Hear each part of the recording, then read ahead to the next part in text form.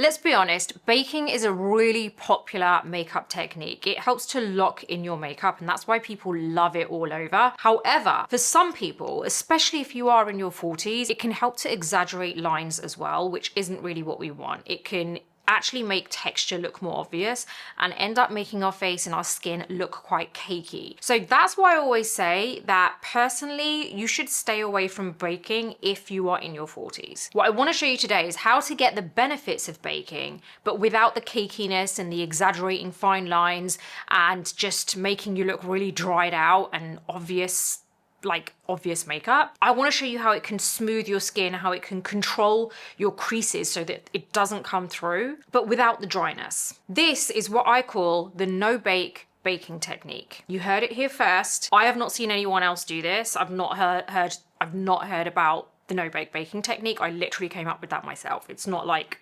genius or anything, but I'm just saying I did come up with it. It would be nice to actually be a trend starter for once. Now, if you do like makeup explained properly in this way, then please do hit the like button, subscribe to the channel, and hit the bell button, so that means you won't actually miss my next video either, and you're going to get super detailed educational videos. Let's talk about why traditional baking doesn't actually work for some people, whether they are in their 40s or they're not, even if they're younger. It may not actually work for everyone, even if you are under 30, and that's based on your skin type. Now, traditional baking works by letting a heavy layer of loose powder sit on your concealer foundation, right? So whatever you've got underneath. That powder absorbs moisture over time. And that's actually great for like stage makeup or very oily skin. But it's not ideal for everyday wear or mature skin, or if your skin is a little bit more on the drier side. As your skin becomes more drier and more textured, baking doesn't actually smooth your skin out, it actually dehydrates your skin. So think of it as something that just shrivels you up even more. And that's when your under eyes end up looking tighter,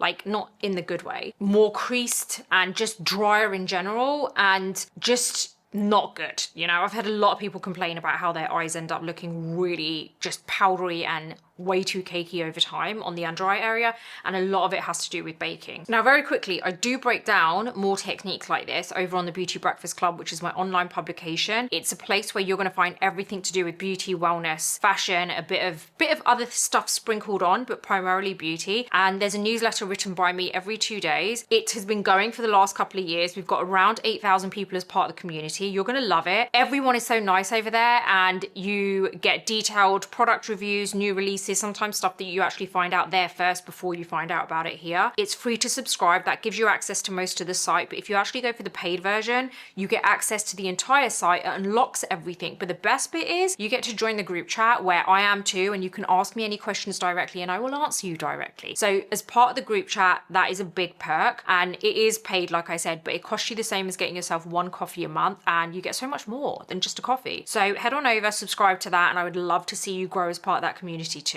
Let's talk about what the traditional way of baking, like how it works and how you would apply it. So what you would do is you would have your concealer foundation on, such as I have got on right now. I haven't actually set this at all. And then what you would do is you would get your powder, and you probably heard a lot of people use the Huda Beauty Easy Bake. I actually love this powder myself, but I just don't use it to bake. I use it for the no bake technique. And what that is they get a powder puff, like this is the Huda one that I've got here, and you would basically press into this powder and get a whole load of powder onto the puff, and then you would press it on your under eye and everywhere else you want to apply, and then you would leave it and carry on with the rest of your makeup, right? You would leave it, and then quite a while later, it could be like half an hour later, it could be 10 minutes, whatever, you then dust away the powder. So you've let it kind of marinate there. That is baking. So what you're doing is letting it bake, right? So you're letting it absorb all the oil. It's going to really dry up the area, and then you dust away the powder, and then your makeup stays put all day. That is the traditional baking technique. Now, what I'm proposing you do, which is a game changer, and I have been doing this for years on clients. I've just only recently called it the no bake technique, right? I haven't really called it anything before that. It was just my way of doing it. And I never bake on my clients in this traditional sense where I put powder on and then I leave it and get on with other stuff. I just think it's the worst possible thing you could do. Actually, regardless of your age, only if you have extremely oily skin would I do that. So let's talk about what the no-bake baking technique involves and what it does, how it works. The goal with this way of baking is not to set everything aggressively the way that you would do with the traditional baking technique. It's actually to control movement. We want everything to stay flexible, but smooth, but set, but also to move with the natural movements of the face and not look like you're gonna crack every time you smile, right? You don't wanna dehydrate and dry out the area. You want everything to last as long as it possibly could, but there are a few things that you do different. So number one is less powder. You're not gonna pack on as much powder onto the powder puff as much as you would do with the traditional baking way. You're gonna still use a powder puff, but you are also gonna use a small fluff brush, and the one that I would highly recommend is the Real Techniques setting brush. I think I just had to remember what it was called. I've used this for years. It's a really affordable brush. It's not very expensive. Personally, I think everyone should have at least a minimum of 2 of these because it's so good. It's super soft. It's the perfect size for your under eye area. If you look at that, it's perfect for the under eye area. It's soft enough that it dusts away the powder, but it doesn't kind of ruin anything underneath. A lot of that has to do with your pressure as well, but generally speaking, the brush is also really important. It's also targeted placement. So it's really thinking about where you need to really set that area, where you need it to lock in place for all day wear. So think of it as like using it only where you crease, right? That's where you really want to be doing the no bake bake technique. Now, let's go through exactly how you do this technique. Now, like I said, I have my concealer and foundation on. Now, the first thing you want to do is make sure that you are not setting creases. So I've been like having facial expressions, like I've been talking, so there's been a lot of movement with my expressions. So I know for a fact that I've already probably creased a bit on the smile lines here and also on my fine lines under the eyes, because it's normal to have fine lines. It's totally normal. It would be very weird if you didn't have it, or you're very lucky. You want to make sure that you use the no bake baking technique and set your makeup only after you have smoothed out all of those lines. First thing you want to do is make sure that there is no makeup sitting in those lines. And I know there currently is because I've been moving around a lot. First place that I want to set is my under eye area. It's always the first place that I set because it's the one area that has the most movement with your eyes and your smiling and all these different kind of expressions. So it's the first place that you're going to get that creasing, and it's also the one place that you have the most lines initially, right? So this area here is the first place I want to set. And also, last thing, another reason it's so important, I forgot to add, is because it is so thin along there. The skin is so thin along that area that it's very obvious when you put a lot of powder on. That's why everyone struggles with the under eye area so much, looking cakey and looking heavy and looking dry and dehydrated. You're dealing with an area where the skin is just so thin, so you really need to address it with the smallest amount. So before any powder touches your skin, you want to get your beauty blender, use the tip of it, and you basically want to just kind of lift out any product that's sitting in those fine lines there. You must remove the creases. You can use either a finger, I'm saying that like it's a separate part of your body. You can use your finger or you can use a sponge, but I will add that if you skip this step, you are setting creases and texture instead of preventing it and removing it and smoothing it. First off, we want to get our powder puff. We're going to dip into the powder. We're going to get it onto the sponge, not too much. Right, now we're going to press this on the under eye area. We're going to go up just because I like to get a bit of lift there. See that? You're going to press, not drag. You are then going to get your brush. There's nothing on this brush. We're going to very lightly skim over the skin and dust off that powder.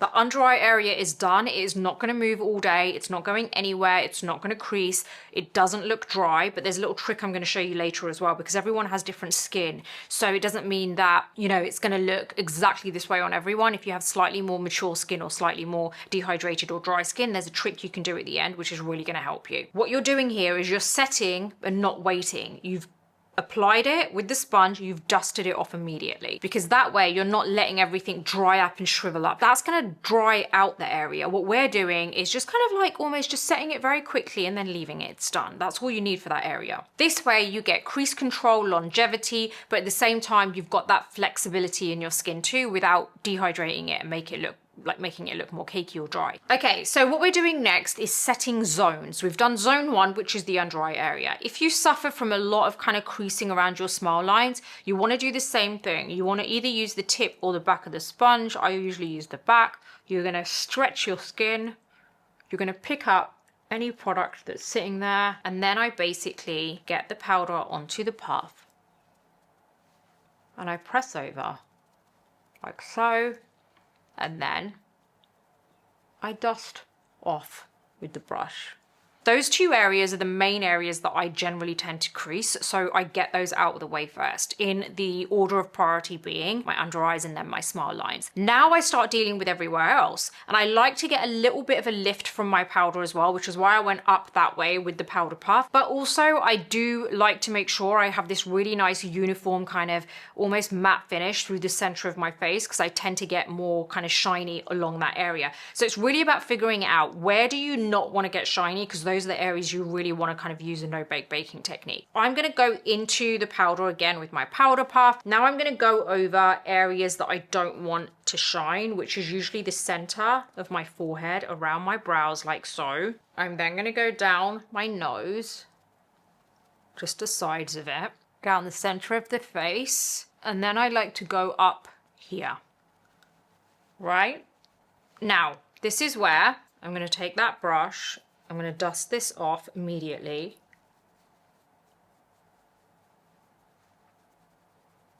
Very lightly skimming the face. Now I haven't actually done the cheek area. So what I like to do here, and you don't even have to apply powder here, but I get a big brush, my Hourglass Veil Brush. I dip into my powder, doesn't have a lot on the brush, and then I basically just press on.